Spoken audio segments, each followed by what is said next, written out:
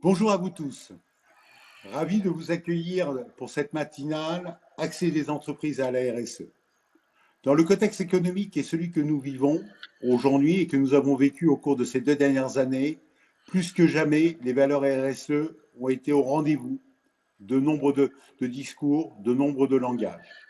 Ce matin, l'Observatoire Comédia a souhaité organiser donc cette séquence sur l'accès des entreprises à la RSE et pour effectivement conduire cette matinale d'échange, de partage et de bonnes pratiques, j'ai souhaité effectivement que soit parmi nous donc à la fois Pierre Pelouzet, qui je crois n'est pas encore connecté à nous avec quelques engagements avant même ce webinaire, mais que j'interpellerai dès qu'il lui-même sera connecté. Je demanderai donc à Paul et Alexandre de m'en informer dès que Pierre est.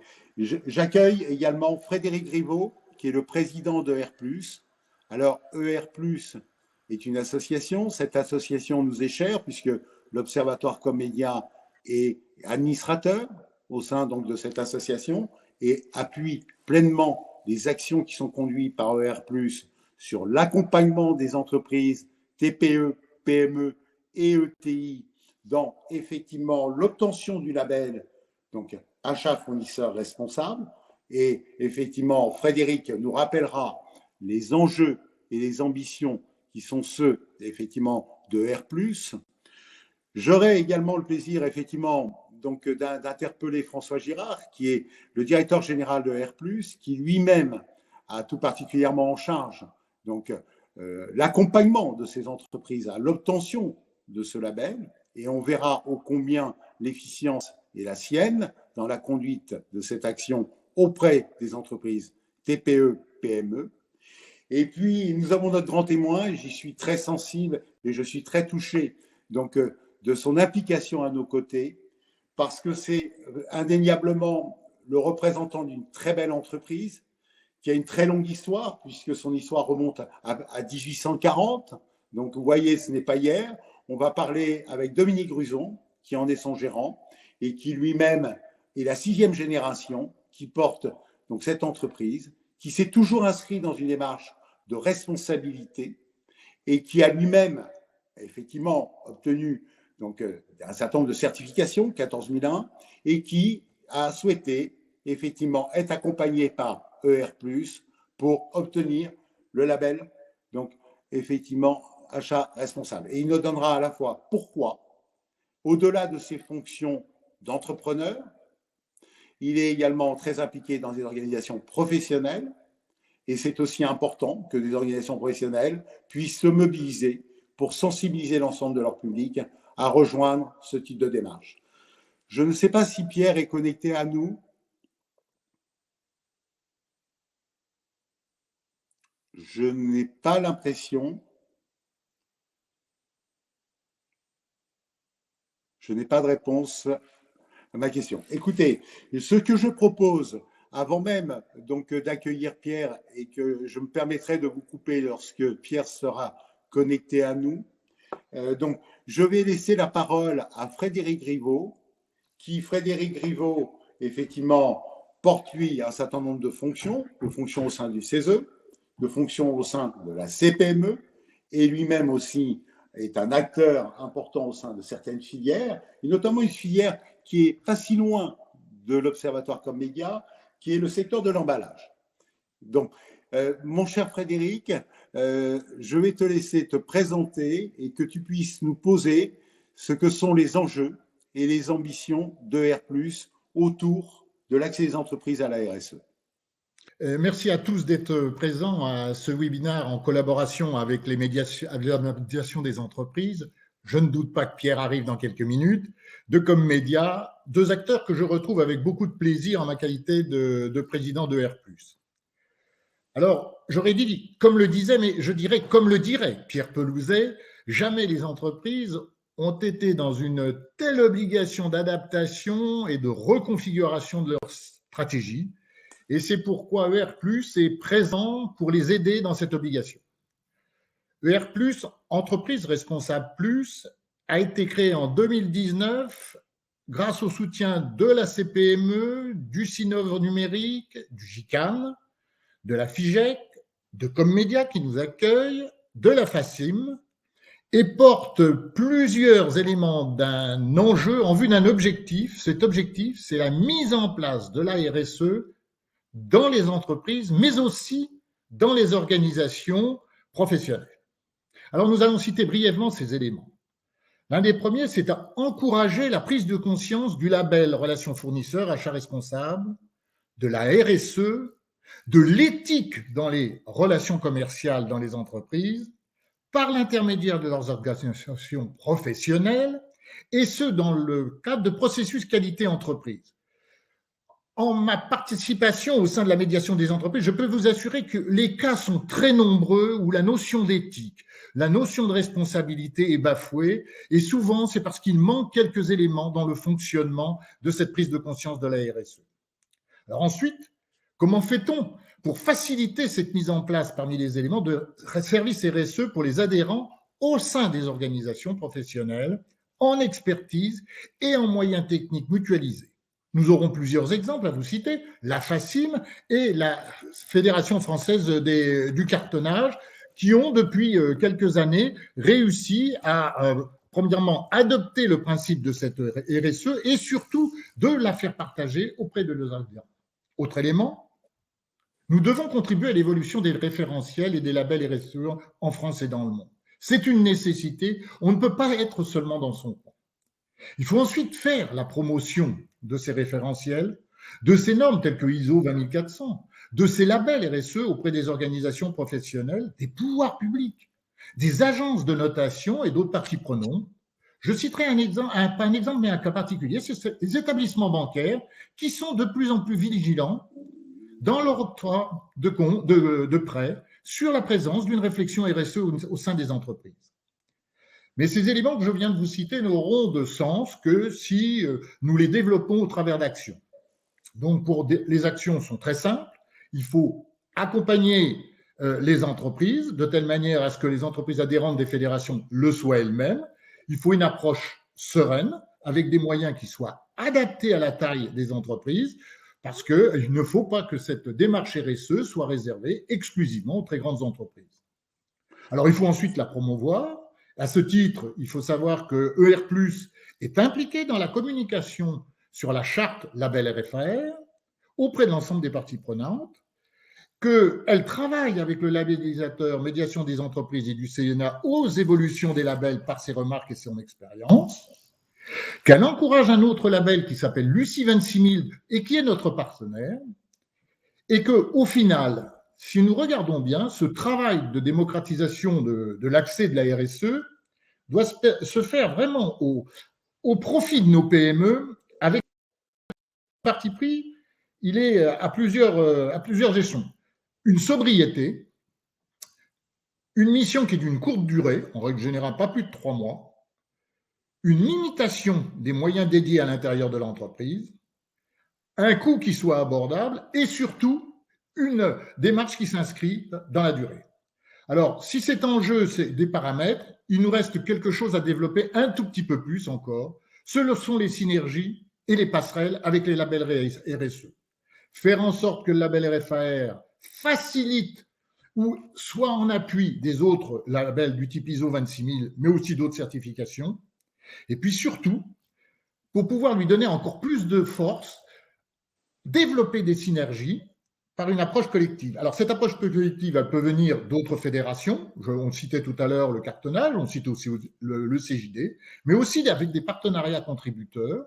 Et à ce titre, ER+ a des partenariats avec Provigis, avec Lucie, avec BBI France, avec le Lab Pareto.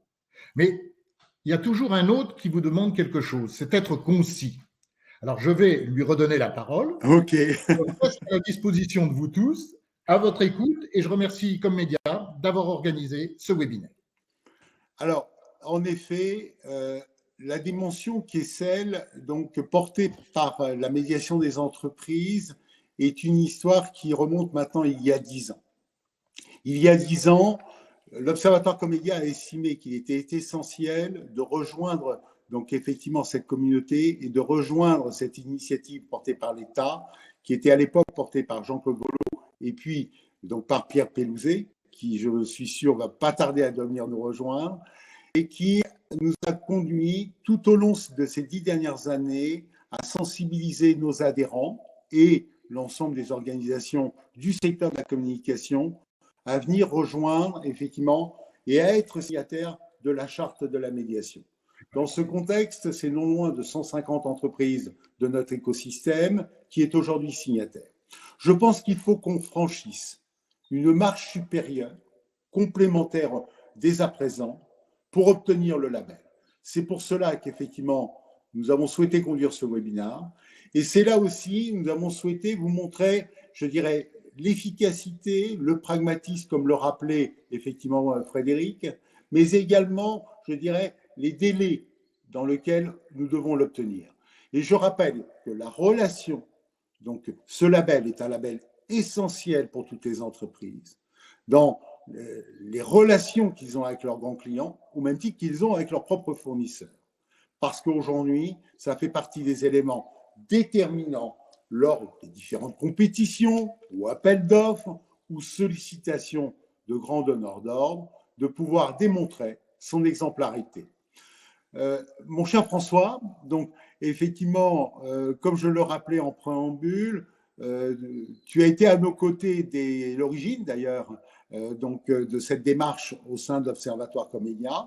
Tu as rejoint un cadre très opérationnel avec ER+, pour accompagner les TPE, PME que tu connais parfaitement bien. Et François, je vais te laisser la parole pour que tu puisses, en quelques mots, donc rappeler quels sont les grands principes que tu portes pour obtenir donc effectivement ce label, avant de laisser le témoignage à Dominique Gruson, et je te laisserai reprendre la parole pour que tu puisses dérouler la méthodologie qui est celle que tu déploies pour que l'obtention du label soit le plus efficient possible. Merci Dominique. Alors, en fait, effectivement, la RSE, quand on est dans une PME, c'est quelque chose qui est pas évident. On en entend parler, mais par quel bout attraper ce sujet? Et les obstacles ou les questionnements sont nombreux. Il faut les résoudre. Alors, c'est pour ça qu'on a créé ER+, finalement, comme le disait Frédéric. Et il faut une démarche pour ça qui soit simple, rapide, et que on puisse nous apporter les éléments pour vite répondre aux questions que peuvent se poser les candidats. Alors, on a prévu un parcours qui s'étale sur 3 mois, en commençant déjà par une formation. Parce que dans une formation rapide, on donne tous les éléments clés pour amener à l'autonomie au sein de l'entreprise. Donc, c'est un point capital. On n'avait pas de formation au début, on l'a mise après, parce que justement, on s'est aperçu que pour vraiment redonner, on commence déjà à accompagner l'entreprise en lui donnant les bases pour pouvoir avoir sa propre autonomie sur le sujet, ce qui est important. On le fait en 2 jours et avec ça, on peut partir et mettre en place son projet. Ensuite, on va faire le bilan. On va faire le bilan ensemble et on accompagne pour le bilan parce que souvent, ce qu'on observe, si on le fait tout seul, on peut soit sous-estimer, soit surestimer les sujets, mais on a souvent du mal à avoir une vision claire et c'est souvent le regard externe qui effectivement donne la meilleure auto-évaluation. C'est la meilleure évaluation qui aide à l'auto-évaluation en tout cas.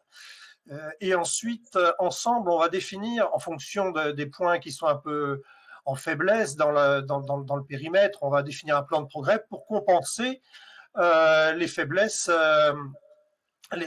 qu'on peut avoir face aux exigences, aux attendus du label. Et ceci mis en place, on peut ensuite se porter candidat. Alors, dans la démarche, ce qui fait aussi la robustesse du label, c'est le fait que ce label soit évalué par un tiers indépendant. Ça, c'est important. C'est un gage de qualité et d'objectivité. Et du coup, ça va donner lieu à une évaluation et qui va statuer sur votre niveau de maturité en matière d'achat responsable. Et ça, associé à votre plan d'action, vos engagements que vous avez pris pour évoluer dans les 3 ans et progresser sur les achats responsables, ça va constituer l'essentiel de votre dossier de candidature qui va être soumis au comité d'attribution du label constitué et piloté par la médiation et Pierre. Voilà. Et du coup, c'est au vu de ce dossier que sera remis votre label. Alors nous, on y arrive plutôt bien, puisque pour l'instant, on n'a pas eu trop de problèmes, puisque toutes les entreprises que nous avons accompagnées ont finalement eu le label, et on est très fiers, et c'est un enjeu, on est à 100%, donc on espère bien rester à 100% là-dessus. Voilà. Alors, ce qui est important, c'est que on fait ça en 3 mois. Il faut pas faire ça sur une trop grande durée, parce que dans une petite entreprise, on n'a pas tant de temps que ça, et il faut pas y passer trop de temps. Alors, peut-être, j'ai un point que je souhaiterais peut-être ajouter à ce stade, c'est la nécessité également de le faire savoir et le faire valoir. Parce que je pense que, mais ça, on va voir avec Dominique comment lui-même a opéré. Je crois que ce qui est important, c'est une telle démarche avec les valeurs que cela apporte, avec l'efficience que cela apporte à l'entreprise. Il faut encore que l'entreprise aussi n'oublie jamais de savoir communiquer sur la démarche qu'il a conduite auprès de son écosystème, donc auprès de l'écosystème. Donc, Dominique, je vais vous passer la parole. Je vais vous laisser donc effectivement présenter votre entreprise, présenter la démarche qui est la vôtre, qu'on connaisse mieux votre métier déjà, et qu'on connaisse la démarche qui est la vôtre et celle que vous souhaitez, que vous portez, et que vous puissiez nous rappeler effectivement le parcours, ce chemin que vous avez parcouru avec François, hein, pour obtenir donc ce label. Mais avant toute chose, peut-être rappelez-nous un petit peu votre activité, les valeurs que vous portez, la démarche de certification que vous avez souhaité poursuivre, et ensuite nous parlerons effectivement de cet accompagnement. Très bien, merci Dominique, en tout cas merci de m'avoir invité. Donc mon entreprise, c'est donc la société Janvier Gruson Prat. On a beaucoup de noms parce que en fait, dans 6 générations, la succession s'est toujours passée par les filles. Donc il y a que moi qui suis le contre-exemple, et donc on a changé de nom à chaque génération. Donc notre entreprise fabrique des apprêts pour la bijouterie fantaisie, le luminaire et l'ameublement. Sont des pièces donc en cuivre. Ça va être un certain nombre de modèles, des animaux, des fleurs, des feuilles, des fleurs de lys, enfin donc énormément de pièces. Et puis récemment, nous avons racheté la société Coin de Roue qui fabriquait les boutons métalliques qui ornent tous les uniformes des armées et ainsi que de la police et de la gendarmerie. Donc en ce moment, donc de fait, on a pas mal de commandes. Et donc au titre de cette activité, nous sommes adhérents de la FACIM. Et la FACIM est en fait l'organisation professionnelle qui fournit l'ensemble des équipements, aussi bien de protection que d'uniforme, pour les armées, la police, la gendarmerie, les pompiers. Et au sein de la FACIM, donc ER+ a signé un partenariat avec la FACIM, de façon à ce que déjà l'ensemble des adhérents de la FACIM signent la charte, et ensuite fasse rentrer un certain nombre de sociétés dans la labellisation.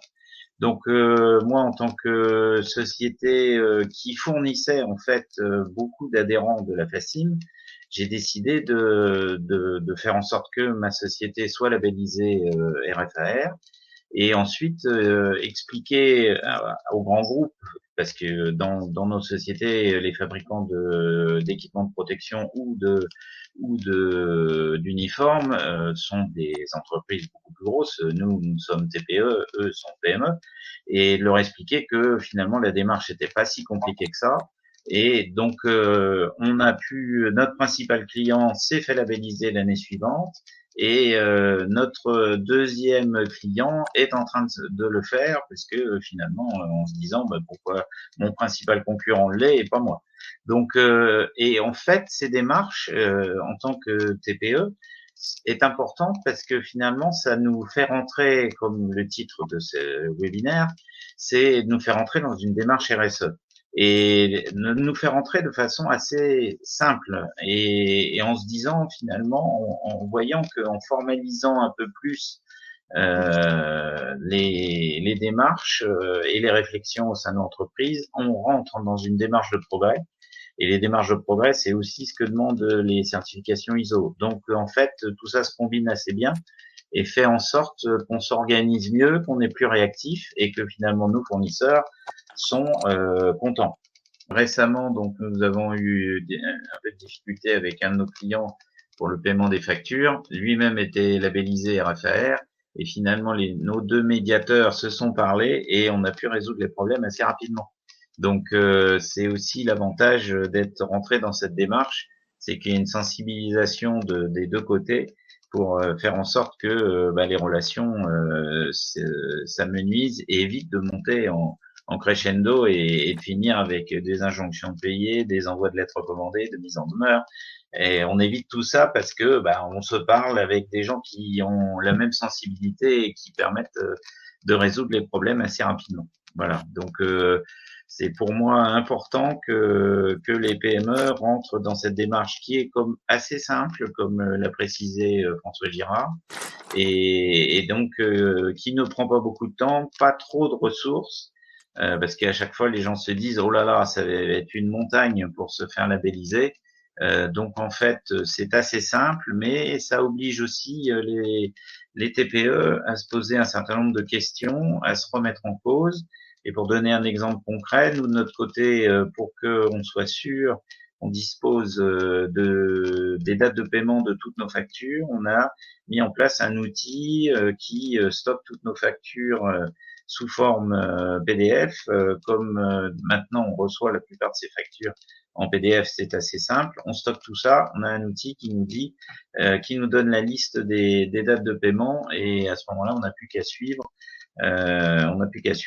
Et respecter les dates de paiement qui ont été mentionnées sur les factures. Et par ailleurs, ça permet aussi de bien voir si nos clients, nos fournisseurs appliquent bien aussi les bons termes de paiement. Certains vous envoient encore des factures sans mettre de date de paiement. Ça vous permet de les recontacter et de leur demander un paiement à 30 jours, qui est plutôt la norme, et donc de faire en sorte que globalement, on ait une gestion du besoin en fonds de roulement qui soit plus facile. Voilà. Mon cher Pierre, je voulais d'abord te remercier ô combien donc de ta présence. Je sais que ton emploi du temps est infernal donc actuellement. Je sais que c'est très compliqué et que tu as accepté d'être présent à nos côtés pour soutenir la démarche qui a toujours été la nôtre en faveur donc de la médiation des entreprises. Mon cher Pierre, d'abord, et à notre public ici présent, je souhaitais également faire état donc du magnifique ouvrage que tu viens de publier, d'une crise à l'autre, que je vais faire suivre à l'ensemble de notre écosystème, bien sûr à nos invités ce matin et à un écosystème élargi. Et j'invite véritablement l'ensemble de notre public et nous en ferons largement la promotion, à pouvoir effectivement prendre connaissance de ce document. Je crois que celui-ci matérialise parfaitement le thème de ce matin, qui est d'axer les entreprises à la RSE. Puisque au cours de ces 10 dernières années, et dont tu as été un acteur clé de l'économie française dans la relation entre les TPE, PME, ETI et grands groupes, tu as à la fois eu un service qui a mis en valeur la confiance donc, dans cette relation. Tu as effectivement été indéniablement, tu as fait évoluer les comportements et nous avons pu, et nous pouvons en être le témoin au sein d'Observatoire Comédia depuis 10 années d'étroite collaboration que nous avons ensemble. Tu as accompagné les entreprises dans nombre de périodes, que ce soit les délais de paiement, que ce soit d'éventuels conflits, que ce soit effectivement remettre de la confiance dans les relations commerciales, et plus particulièrement saluer l'action que tu as portée au cours de ces 2 dernières années, qui ont été fort difficiles, donc depuis la crise Covid, et qui malheureusement aujourd'hui est frappée par une nouvelle crise beaucoup plus géopolitique. C'est sincèrement, nous tous ici présents ce matin, nous souhaitons donc te remercier pour le travail que tu fournis, l'action que tu conduis et l'opérationnalité que tu sais mettre en œuvre dans le quotidien, toi et tes équipes, sans oublier notre très chère Françoise Audelan, donc Philippe Bernard, tes équipes de la communication. Mon cher Pierre, je voudrais que tu nous parles de cette actualité si chaude aujourd'hui, donc de toute l'importance encore que tu vas avoir dans ton rôle du quotidien, parce qu'on passe d'une crise à l'autre, comme ton document le fait valoir. Mais je vais te laisser la parole pour que tu nous situes ta lecture aujourd'hui de la situation, le rôle de la médiation, et bien entendu, on n'oubliera pas malgré tout de ce qui est l'accès des entreprises à la RSE et l'objet du débat de ce matin pour que l'ensemble de nos écosystèmes puissent être labellisés, effectivement, fournisseurs et achats responsables. J'étais un peu long, mon cher Pierre, mais je tenais tout particulièrement à passer ce message auprès de notre écosystème. Pierre, à toi la parole. Je vais pas être trop long, juste pour redire hein, ce parcours au travers des femmes et des hommes que tu as eu la gentillesse de montrer tout à l'heure nous a amené à nous convaincre que, au-delà de la dimension aide économique portée par les différents gouvernements, il y avait une notion de solidarité économique qui était indispensable et que nous portions au travers de la médiation bien sûr, mais au travers de tous les autres outils et en particulier ce parcours national des achats responsables qui est au cœur de notre sujet aujourd'hui et sur lequel nous sommes tous un maillon de la chaîne. C'est-à-dire qu'il n'y a pas de grands, de petits, de moyens, de publics, de privés. Tout le monde est acteur de cette chaîne de solidarité économique et je dirais même plus, s'il y en a un qui joue pas le jeu, ça peut bloquer complètement toute une chaîne. On le voit en particulier sur les sujets qui nous touchent aujourd'hui. En médiation, nous on est assaillis de demandes sur les sujets du moment qui sont la flambée des matières premières, la flambée de l'énergie, qui jouent dans tous les sens. C'est-à-dire que ça peut être des fournisseurs qui ne jouent pas le jeu ou qui imposent des prix avec une croissance, une inflation délirante et des délais qui sont impossibles à tenir. Et de l'autre côté, des clients qui refusent toute hausse et qui n'acceptent pas de retard et qui mettent des pénalités de retard. Donc on voit que ce jeu de la solidarité ou de la non-solidarité peut créer des dégâts terribles pour les petites entreprises qui sont coincées entre les deux, entre un gros fournisseur et un gros client, ou au contraire créer des opportunités formidables si tout le monde se met à jouer le jeu du dialogue, le jeu de l'intelligence, le jeu de la solidarité économique. Donc ça donne beaucoup de sens à nos actions de médiation, à nos actions de comité de crise. Je rappelle que nous avons en place des comités de crise pour faire remonter, et n'hésitez pas au travers de vos organisations professionnelles, le nombre d'acteurs qui ne joueraient pas le jeu. On est là pour intervenir auprès d'eux et leur expliquer que c'est pas le bon comportement. Et ça donne encore plus de sens à ce chemin que nous partageons ensemble, mon cher Dominique, depuis des années sur la responsabilité, sur la RSE. J'allais dire, la RSE, la responsabilité pouvait paraître théorique il y a quelques années. Là, elle est pratique. Être responsable, c'est d'abord regarder dans quel état sont ses fournisseurs, dans quel état sont ses clients, comment on peut les aider, comment on peut travailler avec eux. Tout ça pousse évidemment à regarder du coup toutes les dimensions, la dimension économique que je viens de citer, mais la dimension environnementale, la dimension sociale. Tout ça, je pense que ces crises ou ces changements, ces bouleversements devraient, et j'espère que ça le fait, nous pousser à nous questionner et à nous embarquer dans ces outils nouveaux, notamment ce parcours national des achats responsables. C'est le moment d'y aller. Donc voilà, si vous m'avez entendu, le message c'est ça, c'est le moment d'y aller. J'ai une question peut-être d'interrogation que je voulais partager avec toi. Nous avons vu une grande mobilisation au cours de ces dernières années de la signature de la charte. Il est vrai qu'aujourd'hui, la conduite vers le label a été beaucoup plus, je dirais, lent que ne l'a été la mobilisation de la charte. Quel serait le message que tu pourrais nous donner pour motiver l'ensemble de nos dirigeants d'entreprise à effectivement franchir une étape supplémentaire qui n'est pas, c'est bien de s'engager sur une charte, mais c'est beaucoup mieux de s'engager sur un label. Et le label est un élément important. Nous l'entendons de plus en plus par rapport aux grands donneurs d'ordre qui eux-mêmes estiment que cela fait partie des éléments assez déterminants de leur choix d'ailleurs, de leurs partenaires et de leurs fournisseurs. Comment effectivement tu peux nous aider et m'aider à faire comprendre aux acteurs de la filière qu'aujourd'hui c'est bien d'être signataire de la charte, mais il faut aller beaucoup plus loin. Pourquoi faut-il aller beaucoup plus loin? Oui, et je ne voudrais pas qu'on se montre trop exigeant, mais au contraire, qu'on explique qu'il y a un chemin. C'est pas pour rien qu'on l'appelait le parcours des achats responsables. C'est parce que maintenant avec la charte, et j'allais dire en particulier avec la nouvelle version de la charte, quand vous signez, vous rentrez dans un parcours. Dans ce parcours, vous n'êtes pas seul. vous vous retrouvez, vous le savez, entouré de centaines de milliers d'entreprises qui ont signé la charte comme vous, et puis de ces entreprises qui sont allées jusqu'au label ou acteurs publics. Dans ce parcours, vous n'êtes pas seul aussi, parce qu'évidemment la médiation ou des organisations comme ER+, peuvent vous accompagner. Dans ce parcours, vous n'êtes pas seul parce que vous retrouvez aussi des outils comme l'autodiagnostic que nous avons mis en place, que je vous engage tous à utiliser, qui vous donnera un petit peu une photographie de là où vous en êtes. C'est important de faire ça. Le label n'a pas vocation à labelliser des gens parfaits. Le label a vocation à labelliser des gens qui sont dans un chemin de progrès. Et ceux qui m'accompagnent dans le comité de labellisation le savent bien. D'abord, aucun dossier n'est parfait. Et d'autant moins que les choses évoluent. On parle aujourd'hui de décarbonation, on n'en parlait pas il y a quelques années encore, donc, et c'est normal. Il s'appuie maintenant sur une norme mondiale, la norme ISO 20400, ce qui n'était pas le cas à l'origine. Donc ce label évolue, ce qui fait que tout à fait normalement, personne n'est parfait. Et encore une fois, je n'attends de personne qui soit parfait. En revanche, ne pas s'engager, c'est dommage. Vous passez à côté de ce chemin de progrès, de ce chemin qui va embarquer vos équipes.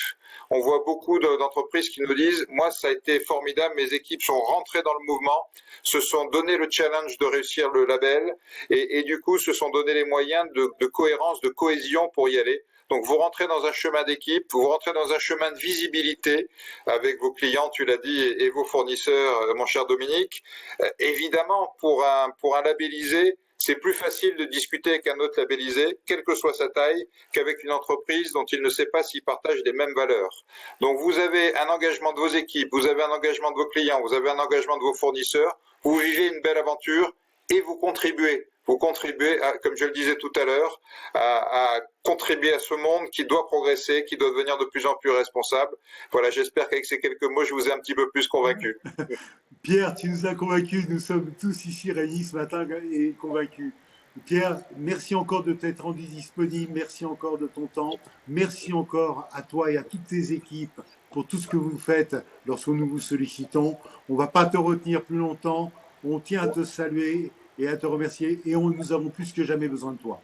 Merci à vous tous. Merci à toi, Dominique, et à toute l'équipe d'Obscom Media, évidemment, Heure Plus et tous ceux qui organisent ce matin.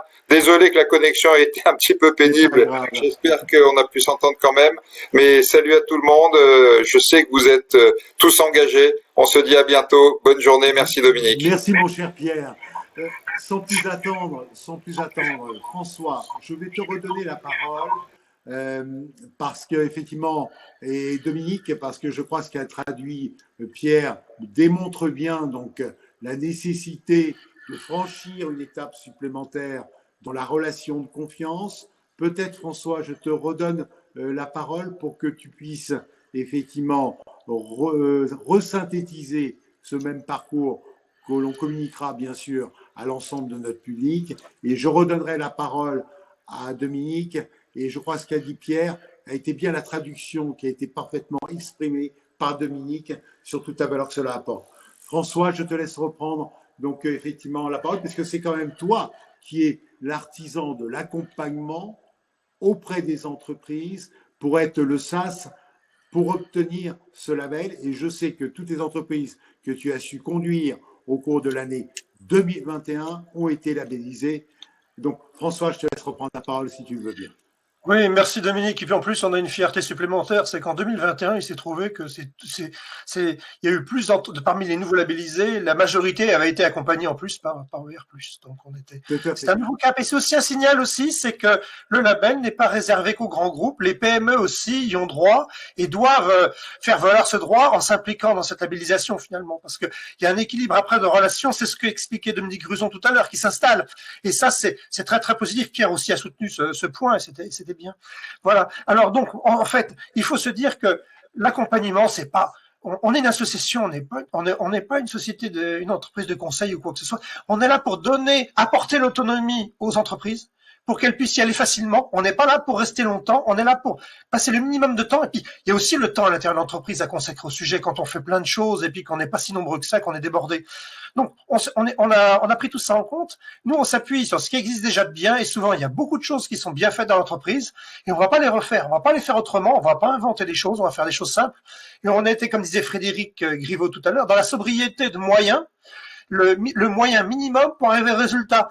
Et comme a dit Pierre aussi, c'est pas l'objectif, c'est pas d'être parfait. C'est d'avoir le minimum pour démarrer et se mettre en selle. Et après, se mettre dans une démarche de progrès. Donc, quand on observe tout ça et qu'on choisit bien ces sujets, quand on choisit bien ces enjeux et on est là pour vous accompagner, pour les choisir justement, pour taper juste et direct avec le minimum d'efforts, eh bien, les choses se mettent en place plutôt naturellement et on fait pas de la RSE pour la RSE comme ce serait marqué dans des livres ou dans la norme, etc. On fait la RSE qui convient à votre entreprise et on peut pas faire autrement. Sinon, si on fait pas la RSE de votre propre entreprise, adaptée à votre entreprise, vous serez dans l'habillage, dans ce qu'on appelle le greenwashing. Donc, nous, on accompagne en très peu de temps, très peu de moyens et on a tout adapté pour que ce soit à vos moyens et qu'il n'y ait pas... ER+, quelque chose, c'est ne pas vouloir de barrière à l'entrée pour qui que ce soit. Même pour l'entreprise la plus petite. Elle y a droit et on fait en sorte qu'elle y ait droit. Alors, je vais repasser la parole à Dominique parce que je crois que les propos de Pierre ont bien matérialisé, les propos également ont bien soutenu les propos de Dominique. Il y a un point aussi sur lequel, avant de passer sur un point très pragmatique, on a bien compris qu'effectivement c'était une démarche, c'était un parcours qui était extrêmement structurant, que cette démarche et ce parcours, il était de l'ordre de 3 mois dans sa mise en œuvre et en application. Et je voulais quand même rappeler un élément quand même qui me paraît important, c'est effectivement ce label, c'est la seule reconnaissance par l'État en matière d'acteurs responsables. Il faut quand même le rappeler, peut-être, et faut-il le souligner, et c'est un élément important. Dominique, par rapport aux commentaires de Pierre et à ce que rappelait François, avant que François puisse nous donner également, puisqu'on a dit qu'on était en totale transparence et total pragmatisme, comme l'a rappelé Frédéric Rivaud, il faudra également qu'on dise combien, on a dit à peu près comment ça marche, mais combien ça coûte. Avant de parler du combien ça coûte, peut-être Dominique, revenir un peu sur les propos de Pierre et qu'est-ce que cela évoque pour vous? Ce qui est important, c'est que justement, on se retrouve dans un écosystème.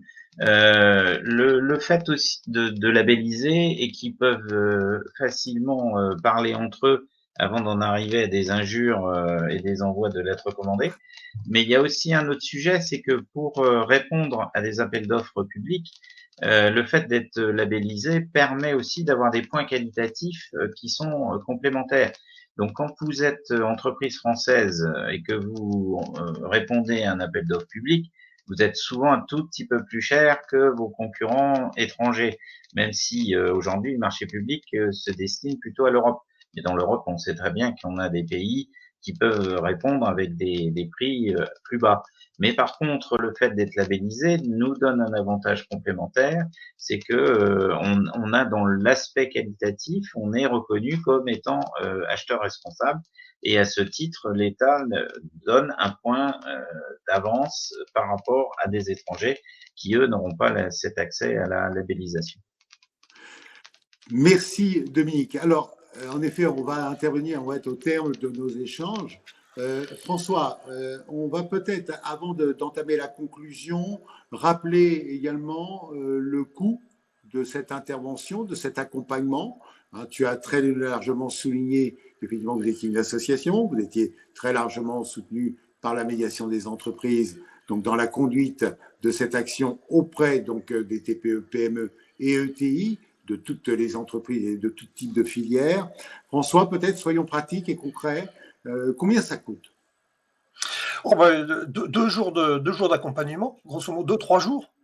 Donc, une fois qu'on a mis la journée à 1 000 euros, par exemple, ben voilà, ça vous fait votre budget. Alors, si on va être très précis et concret, il faut aussi prévoir les journées de formation dont j'ai parlé. Donc, il y a 2 jours de formation. Alors, avec notre partenaire Lucie, on a développé un module comme ça là, qui peut être fait soit en intra, soit en inter. Mais en inter, les 2 jours coûtent 1 000 euros et sont pris en charge par votre financement de formation, par votre OPCO en principe. Donc, voilà, ça facilite l'accessibilité. C'est pour ça qu'on a cherché, nous, à que ce soit puisse être pris en charge. Voilà, donc toujours très bien. L'accompagnement maximal. Et puis après, il y a le coût de l'évaluation lui-même. Alors, grosso modo, sur 3 ans, vous avez un budget à peu près, grosso modo, de 5-6 000 euros. Donc, au total, comptez 10 000 euros sur 3 ans, quoi, à peu près, grosso modo. Voilà. Alors, comme on a notre grand témoin et qui est notre juge de paix, Dominique. Dominique, alors, dites-nous, donc effectivement, concrètement, donc l'engagement économique et financier que ça a nécessité. Et j'aurais bien aimé également, Dominique, me dire l'engagement temps, parce que le temps, c'est de l'argent, nous le savons tous. Donc, peut-être, Dominique, comment vous pouvez nous matérialiser le modèle économique donc, de R+, dans la conduite de ce programme que vous avez assuré avec François? Donc le coût global, on l'a refait ensemble, donc on est bien sur une durée de 3 ans, parce que nous on vient de redemander notre labellisation, hein, puisque on a été labellisé en 2020, on a été renouvelé en 2021 et là on a fait l'audit pour 2022. Donc c'est bien ce coût global de 10 000 euros pour les 3 ans. En termes de temps, au niveau de l'entreprise, en fait, on a eu la personne qui remplit quand même et aide à remplir l'ensemble des documents. Elle y passe peut-être 2 jours avant que l'on soit audité, et puis il y a la discussion avec Airbus, donc ça dure aussi une demi-journée. Par contre, on a envoyé notre médiateur, donc que l'on doit nommer et qui figure en fait sur notre site internet pour que justement les gens puissent y accéder si jamais il y a une difficulté côté fournisseur. Donc là, on a fait une formation spécifique aussi pour la personne, mais tout ça est remboursé par l'OPCO. Donc voilà, il y a une personne qui a participé une journée, il y a eu la personne qui nous accompagne qui a dû passer 2 jours, et puis sinon après c'est de divulguer l'information au sein de nos acheteurs. Donc nous, par exemple, on a 4 acheteurs, donc on a passé l'information à l'ensemble des acheteurs, les sensibiliser sur toutes les problématiques d'éthique, et les sensibiliser aussi sur le fait que on doit systématiquement disposer d'un fournisseur de backup pour tout fournisseur avec lequel on a l'habitude de travailler, de façon à ce qu'on ne se retrouve pas dépourvu. Ce qui a été par exemple le cas pour nous, où on avait notre fournisseur de cuivre qui a décidé d'un seul coup d'arrêter son activité en France. Donc comme on voulait absolument continuer à acheter en France, donc on a dû retrouver d'autres fournisseurs, et comme on avait déjà établi notre backup, ça a été assez facile. Voilà, mais c'est ce genre d'éléments auxquels on doit réfléchir et qui fait que on améliore fortement notre processus achat.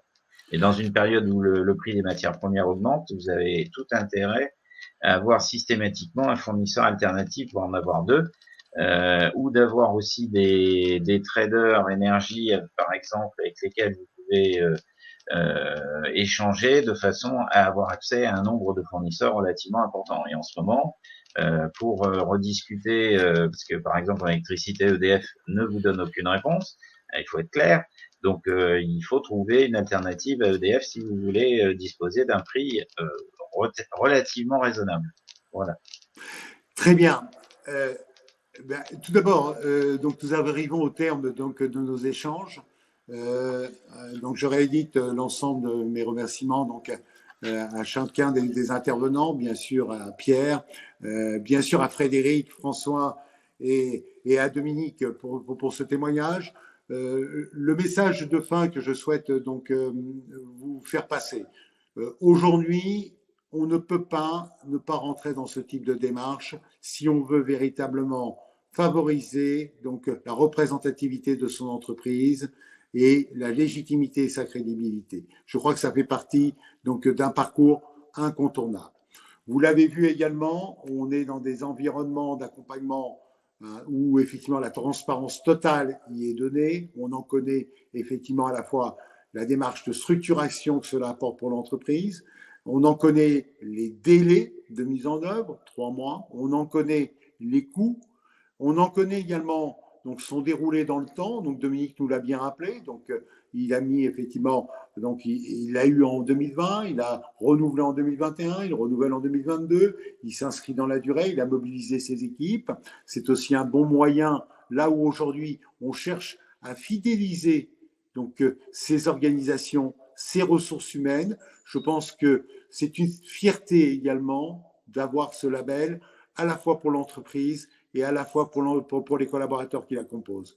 Et puis, j'ai envie de dire, ce qui est donc important, c'est qu'aujourd'hui, la médiation, donc qui est lui-même nommé par le président de la République, donc porte et accompagne ces éléments.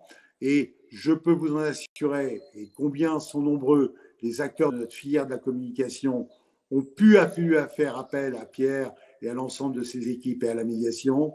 Et je dirais, pas à 100%, j'en sais rien, puisque la confidentialité impose que toute action qui soit conduite, nous n'en connaissons pas les issues, mais je peux vous dire que effectivement les réussites ont été totales, tout au moins. Moi, je peux en être le témoin, donc d'une façon très opérationnelle.